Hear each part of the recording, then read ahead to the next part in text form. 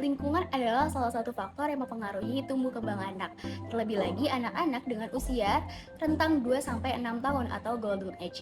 Anak-anak usia dini memiliki perkembangan kecerdasan yang sangat luar biasa. Maka dari itu, golden age hanya datang sekali dan tidak dapat diulangi lagi, serta sangat menentukan tumbuh kembang anak dan mengembangkan kualitas manusia itu sendiri.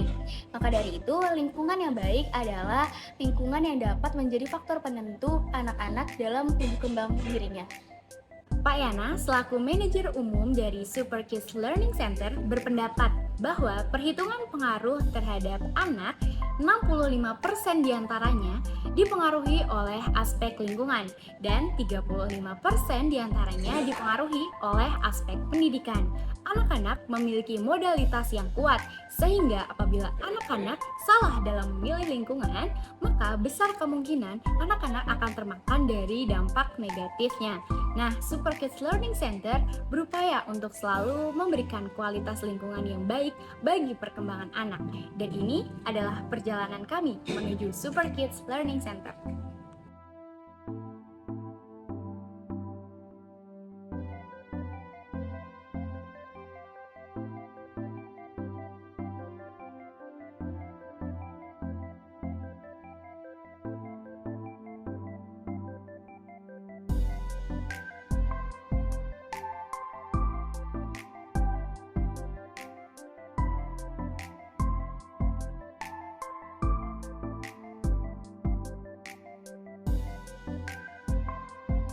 Dan sebagainya, tapi kita bedanya sama anak-anak gitu. Terus kenapa SKLC? Karena sesuai dengan kita searching gitu ya, karena SKLC, kayak SKLC oke nih kalau buat kita observasi.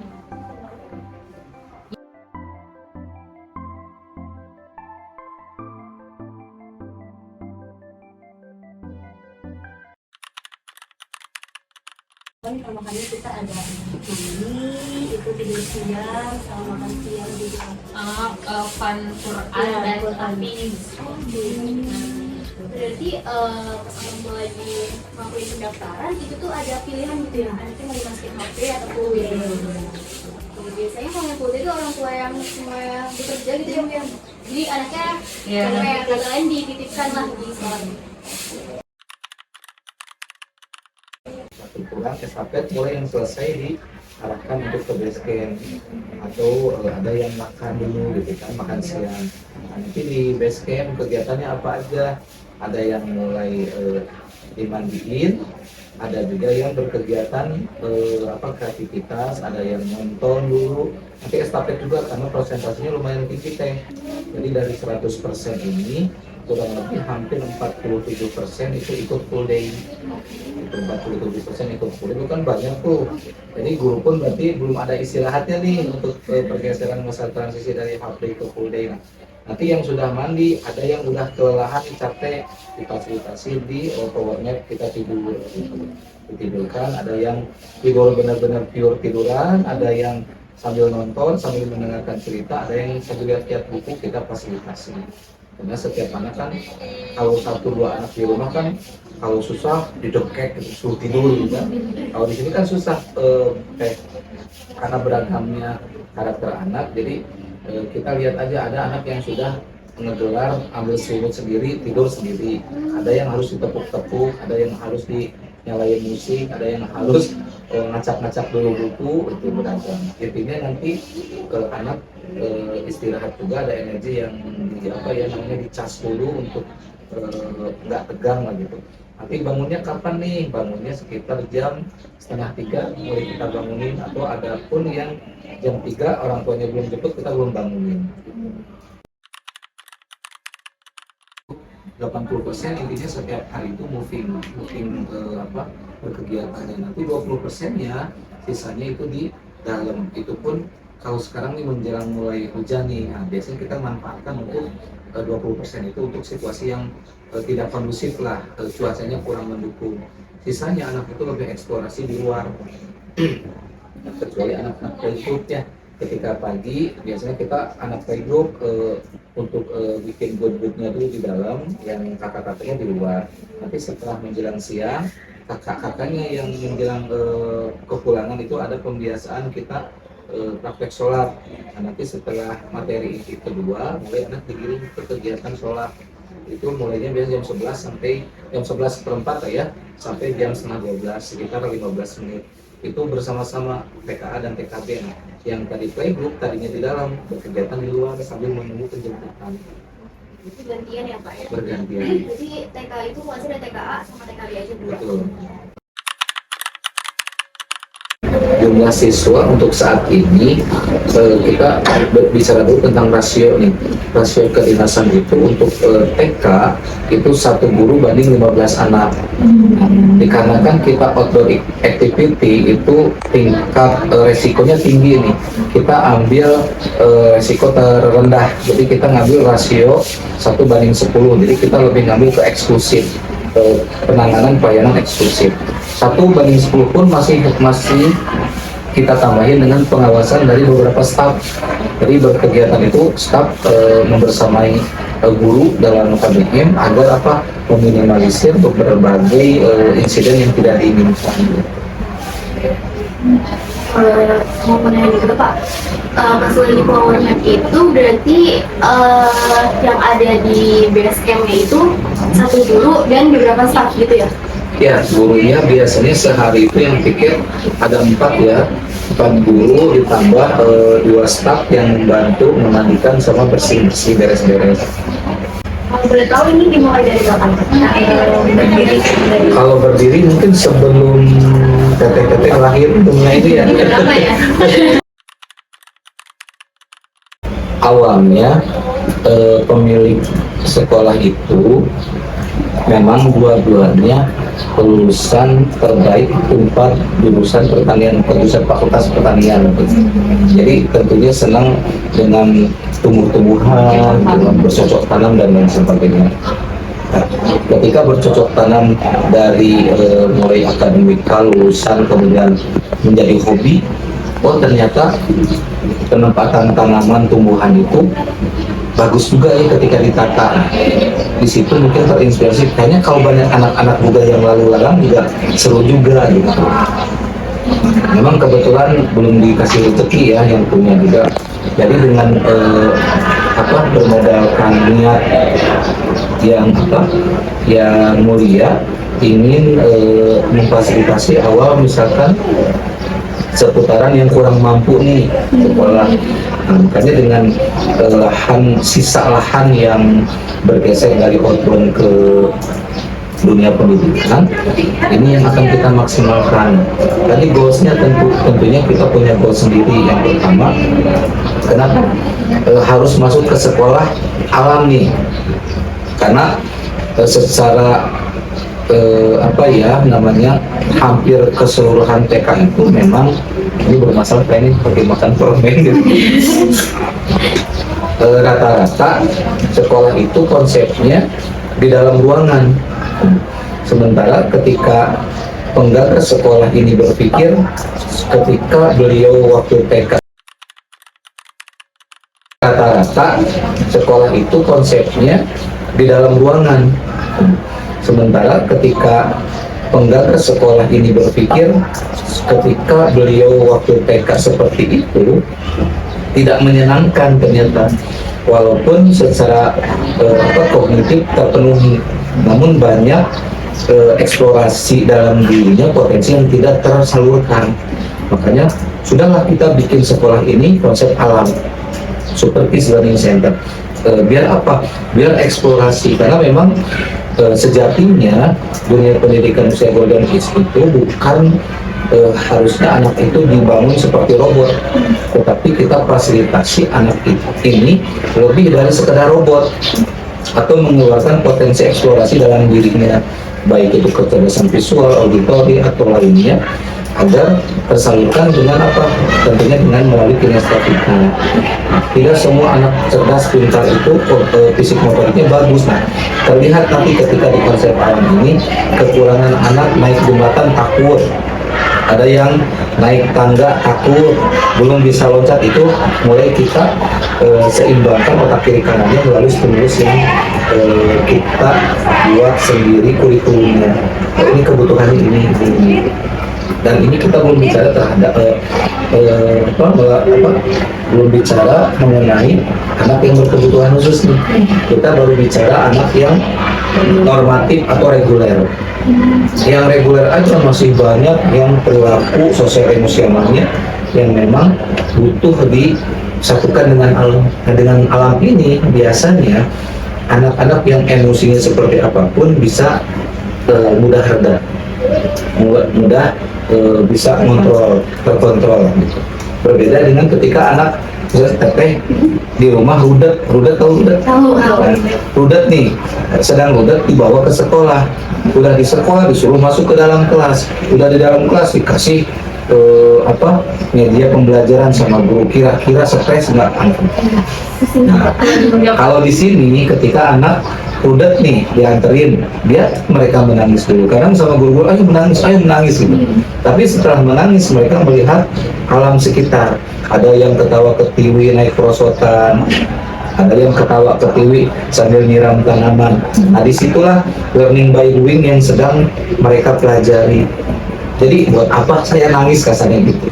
Tapi ketika anak sedang nangis, kita tidak suruh diam, tidak suruh lantas diam, biarkan mereka menangis mengeluarkan emosinya dulu. Jadi di sini tuh untuk terkait hobi udah diwadahi lah ya Pak ya semuanya. Terus untuk terkait teknologi sebenarnya anak-anak mah gak usah kita ajarin udah ngerti gitu. Ngerti, betul.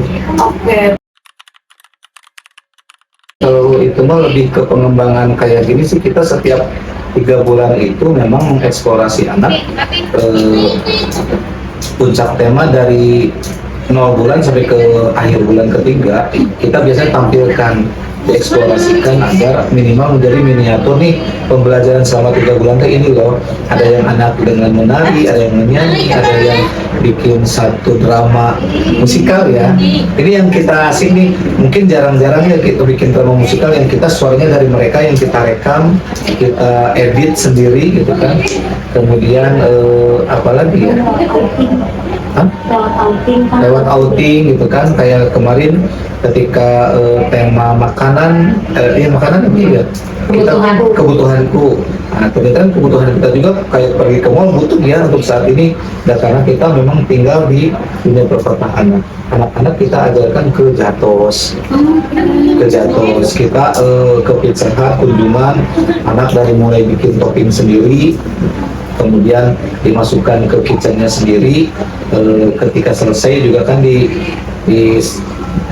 dijajarkan di meja mereka masing-masing, terus mereka makan gitu. Kemudian peningkatan metode lainnya kita kayak ngajak jalan-jalan ke science center nih tentang beberapa sains yang memang ditambahkan bukan dari kita sebagai pendidik, tapi dari mereka fasilitatornya, kayak bikin apa ya, banyak lah ya di Soreang itu. Sampai kita nonton 3D yang memang anak senang sekali ketika dibawa keluar. Itu pun kita membiasakan kegiatan itu tanpa orang tua. Jadi kemandirian dari usia 2 tahun aja, kegiatan kita keluar sekolah itu tanpa ada dampingan orang tua. Gitu. Jadi kayak study tour gitu ya Pak? Iya, study tour. Kalau study tour sih sebelum beda lagi ya. Jadi kita main itu program sebulan sekali, kadang outing itu, jadi memberikan pengalaman baru juga ke anak ini. Jadi kita KBM itu, kegiatan belajar mengajar itu ada yang benar dieksplorasi secara menyeluruh di dalam, kita ada yang eksplorasi keluar. Kayak gini, kita ketika bicara tentang tema subtema binatang, ya kan anak itu harus konkret nih. Tapi anak sekarang ketika kita bilang gini, ini belum ngasih gambar binatang apa, misalkan yang hidungnya panjang, cluenya gitu, pasti nyebutin gajah. Ada juga yang ketika kita bilang telinganya lebar, pasti nyebutin gajah. Tapi ketika nyebutin kaki besar, belum tentu itu tepat bilang gajah. Itu kemudian secara konkret mungkin kita harus dilihatin ke kebun binatang langsung. Nah, kita pembelajaran itu juga ditempuh kita pergi ke kebun binatang, ke Bandung Zoo itu benar-benar satu bis ya, anak usia 2 tahun sampai TKB itu kita bagi kelompok jalan-jalan, ini binatang ini dijelasin secara konkret. Kebayangnya, jadi anak-anak udah pintar melihat tadi teknologi melalui TV, melalui gambar, diberikan juga konkret dengan pengalaman bersama teman-teman, itu yang memang akan menuntaskan usia golden age-nya itu seperti itu. Nah, kebayang kalau program itu tidak dilaksanakan di TK-TK konvensional, ini gajah tapi belum melihat secara konkret. Nah itu yang terkadang kecerdasannya mungkin matangnya setengah. Nah, untuk anak-anak yang memang lebih praktikum secara langsung atau dia secara konkret, ini juga termasuk penyempurnaan dari tumbuh kembang mereka. Untuk awal banyak, bahkan bukan hanya pendiam, takut ketemu guru aja takut itu ada. Jadi turun dari mobil, turun dari motor itu mereka nutup muka.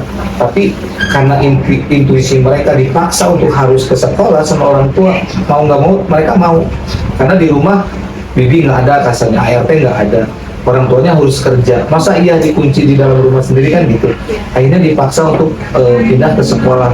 Ketika membawa psikologi secara bawaan, kita nggak tahu itu ada yang tadi pendiam, pemalu, ya ada yang bahkan nih tidak terkontrol.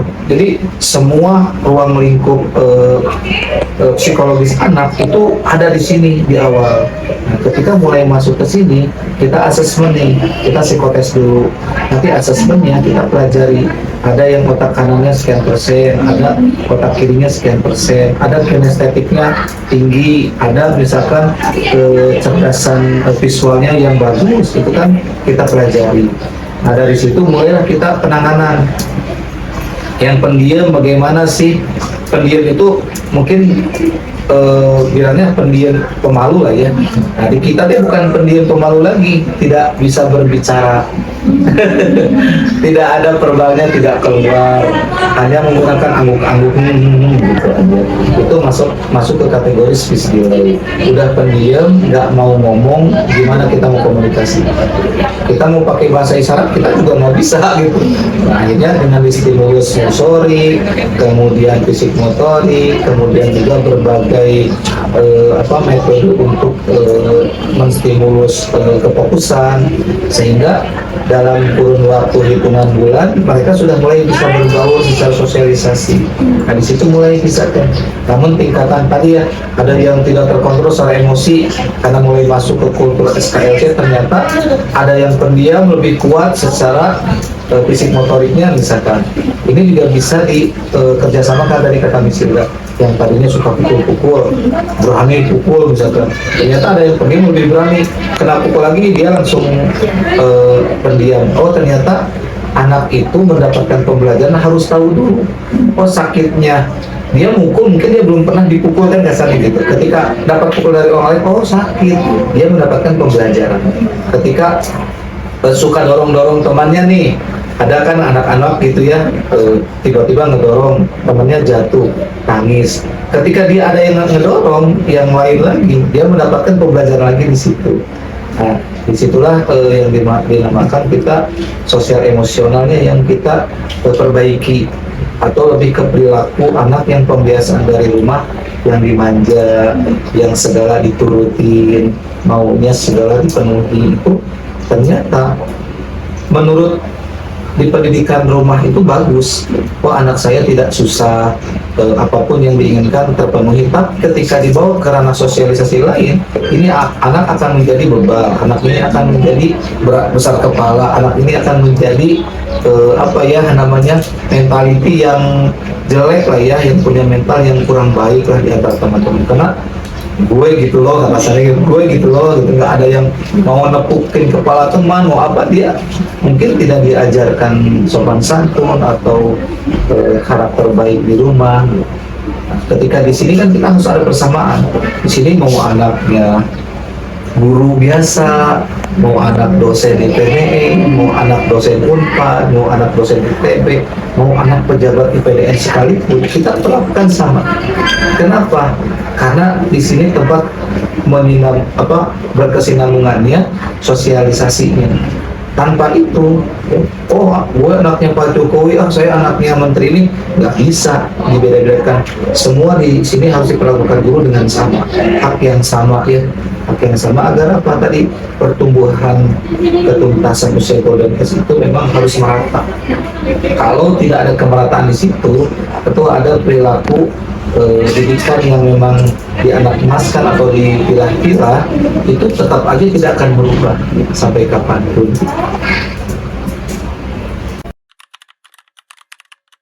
Selama ini tidak ada. Berarti cocok semua ya? Justru lebih dari cocok mungkin. Lebih dari cocok itu kenapa?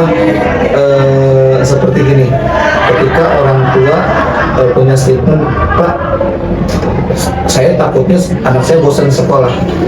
Ya, karena kita melayani dari usia 2 tahun, bayangin.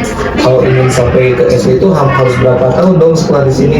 Minimal 4-5 tahun lah, 4-5 tahun. Bahkan dulu kita pernah nanganin anak dari mulai usia 10 bulan. Jadi kalau harus sampai mau ke SD harus berapa tahun sekolah di sini? Ada nggak kata bosan dari anak? Mungkin orang tuanya yang bosan bergaul, berganti, oh tahun ini mah bukan orang tua yang borju misalkan, kan gitu ya secara kasta. Anak-anak itu sebetulnya naturalis. Jadi anak-anakmu ketemu mulu sama anak petani, anak pejabat, mereka nggak peduli. Yang mereka mau itu ketika bertemu nyaman bisa bermain, betul nggak?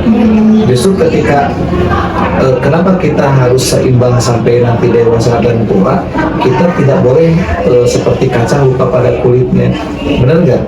Nah, anak-anak seperti itu sebetulnya. Jadi ketika diberbaurkan, ada anak bos developer di sini, ada ya, ada anak kasarnya nih salah satu pejabat IPDN, pejabat tinggi lah ya, ada juga guru seperti kita yang biasa-biasa banyak berbaur, mereka selama nyaman main aja, nyambung gitu, enggak kamu anak siapa, gue enggak gitu. Anak itu naturalis. Nah, ketika naturalisme itu tidak kita jaga, kita bangun dari sekarang, itu akan menjadi sesuatu apa? Ketika misalkan orang tuanya lu gue misalkan, anak bisa ngikut ya. Dulu sempat ya ada anak yang lu gue ada. Nah, tugas kita. Jadi kalau tadi ada nggak ketidakcocokan, justru kebalikannya. Kalau ketidakcocokan kami bawaan karakter dasar dari rumah terbawa, tugas kami kan harus punya SOP standar anak ini secara sosial emosional harus seperti apa nih capaiannya, goalsnya, secara perilaku harus sampai mana nih, secara kognitif pun kita punya goalsnya sendiri.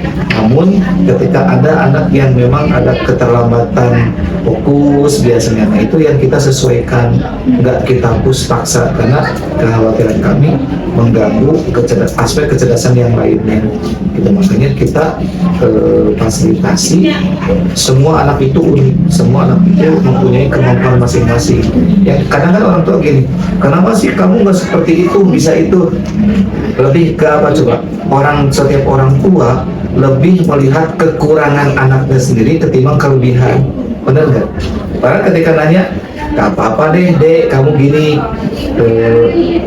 mungkin kamu mah kelebihannya di sini gitu kan. Ini yang harus dinikah. Makanya kita sangat menjaga kalau yang kata orang tua takut ada bullying nih mereka. Contoh apa? Ketika misalkan, kamu gitu kan. Ada lagunya kan sekarang yang siapa satu-satu teh, lagu siapa?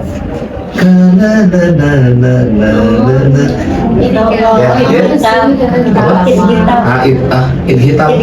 Nah, itu saya belajar juga teh sebagai guru, lihat ke situ. Oh, dia itu dibilang gendut, ternyata ketika dirumuskan sama orang tuanya, oh kelebihannya ini, nggak ada masalah, nggak apa-apa kita gemuk, nggak apa-apa kita kurus, nggak apa-apa kita hitam, dan yang harus kita cari itu kelebihan. Banyak kan ada yang anak yang tiba-tiba jongkok nangis, kenapa? Aku dibilang gendut, gitu. Dibilang kecil, ada gitu. Nah, tugas kita sebagai guru itu, kenapa guru harus banyak referensi? Kenapa jadi guru itu harus banyak informasi yang bisa menenangkan siapapun, cara memperlakukan juga gitu. Mungkin kami secara ini udah ada sih harapan ke sana ya, namun kita sedang memikirkan bentuk infrastruktur yang baik itu di mana. Bahkan kami itu sedang memikirkan ingin keluar di lingkungan ini tetap membawa konsep SKLC namun di tempat yang lebih strategis dan lebih luas. Ada sih target kami, bahkan ada juga yang mengajak kerjasama nih di Kota Bandung, tetap labelingnya labeling SKLC, tapi tempatnya di sekitaran Arca Manik di Bandung sana. Nah, bukan tentang kita mencari finansial, kekhawatirannya ketika kita bikin satu cabang. Nah, kalau cabang itu tidak bisa menerapkan metode atau sistem yang sudah kita jalankan sekian 9 sampai 10 tahun ini, nanti kalau jelek, yang pusatnya akan ikut jelek. Itu SDM dan lain sebagainya harus dipikirkan matang lah. Sudah ada sih beberapa owner yang memang siap membiayai, ayo kita pindah dengan nominal, misalkan kurang lebih kita membutuhkan anggaran di 20 sampai 30 miliar, itu sudah ada. Namun bukan tentang itu saja mungkin yang harus kita inikan, kualitas SDM yang memang harus mumpuni dulu, infrastrukturnya yang harus juga mungkin dibangun dulu kan gitu. Kayak tanaman kan mungkin harus diinikan dulu ya. Di kita ini tanaman muncul baru berbunga, lama banget baru berbunga ya. Anak-anak mah wah indah banget di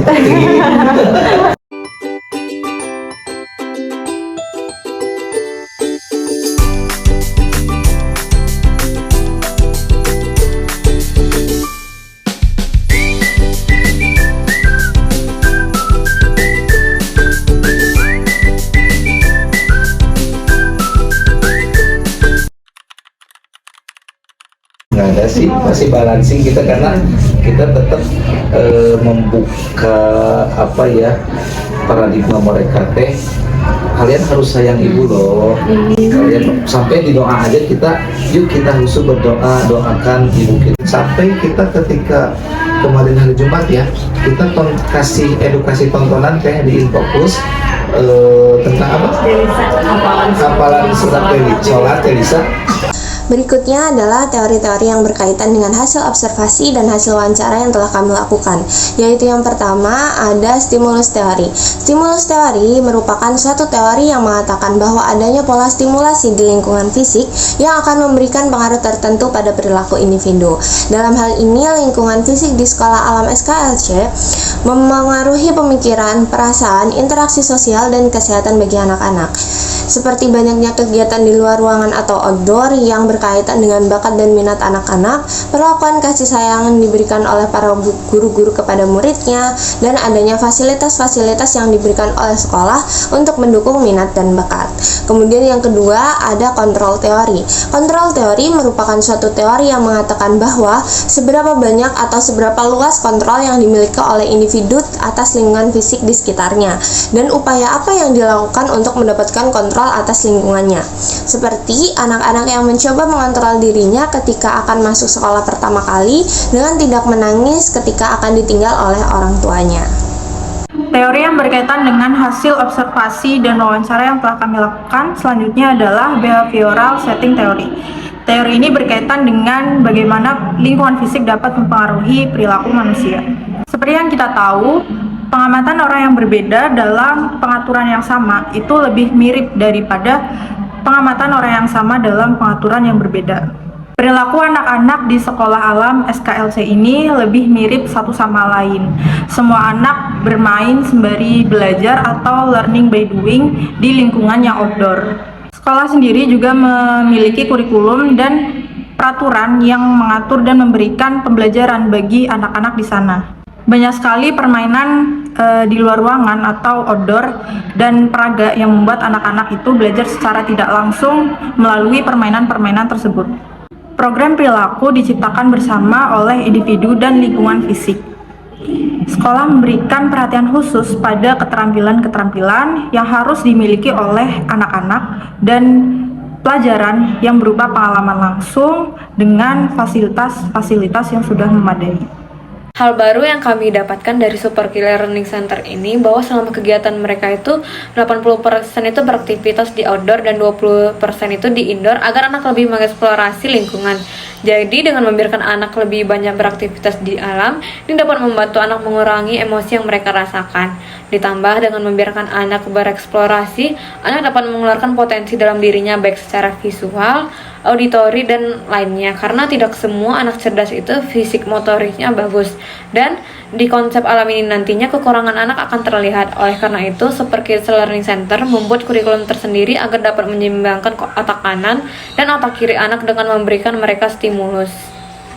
Lalu, hal menyenangkan yang kami dapat dari Super Kids Learning Center ini adanya 3 metode pembelajaran yang unik, yaitu dengan menggunakan learning by doing, menggunakan kurikulum merdeka, dan mengetahui bakat anak selama berkegiatan saat melakukan aktivitas hobi mereka, serta menerapkan konsep pembelajaran modern yang tidak hanya menggunakan metode pembelajaran secara konvensional, tetapi teknologi yang disediakan oleh Super Kids Learning Center ini bukan hanya teknologi yang modern, akan tetapi mereka memperkenalkan berbagai teknologi dari zaman dahulu untuk mengembangkan otak anak dan melatih cara berpikir anak. Dengan mengenal teknologi bukan untuk mengajarkan pada anak menjadi kecanduan, tetapi merangsang secara motorik dan merangsang agar mereka berpikir secara kreatif. Kemudian selama melakukan observasi, kami tidak menemukan hal yang tidak menyenangkan. Namun, kami lumayan terkejut saat tahu bahwa ternyata di Super Kids Learning Center juga menerima anak-anak non-muslim, karena sebelumnya kami tahu beberapa program kegiatan yang diberikan sekolah kepada anak-anak ini berupa pengajaran Quran dan membaca Iqra.